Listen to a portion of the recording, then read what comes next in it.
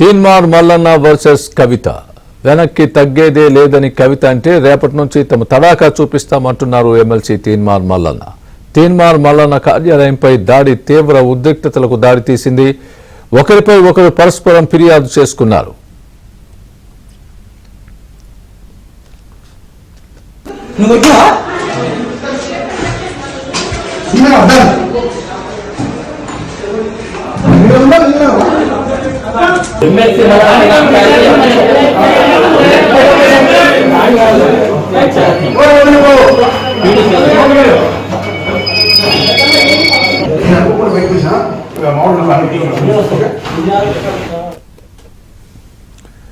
దాడులకు భయపడేది లేదని అన్నారు ఎమ్మెల్సీ తీన్మార్ మల్లన్న. తమ మీద దాడులు చేయవచ్చు కానీ తమ ఆత్మాభిమానాన్ని కూడా చంపలేరని అన్నారు. రేపటి నుంచి తెలంగాణలో కవితను తిరగనివ్వబోమని హెచ్చరించారు.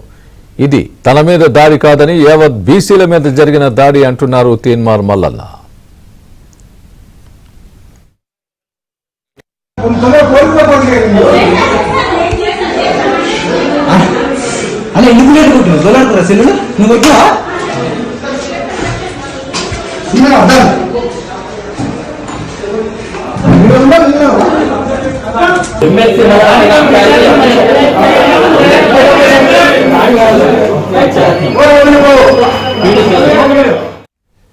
అయితే ఇష్టానుసారంగా మాట్లాడితే ఊరుకునేది లేదని కవిత హెచ్చరించారు. వెంటనే ఎమ్మెల్సీ తీన్మార్ మల్లన్నను అరెస్ట్ చేయాలని కవిత డిమాండ్ చేశారు. తనపై అనుచిత వ్యాఖ్యలు చేశారంటూ ఏ మండలి చైర్మన్ కు ఫిర్యాదు చేశారు కవిత.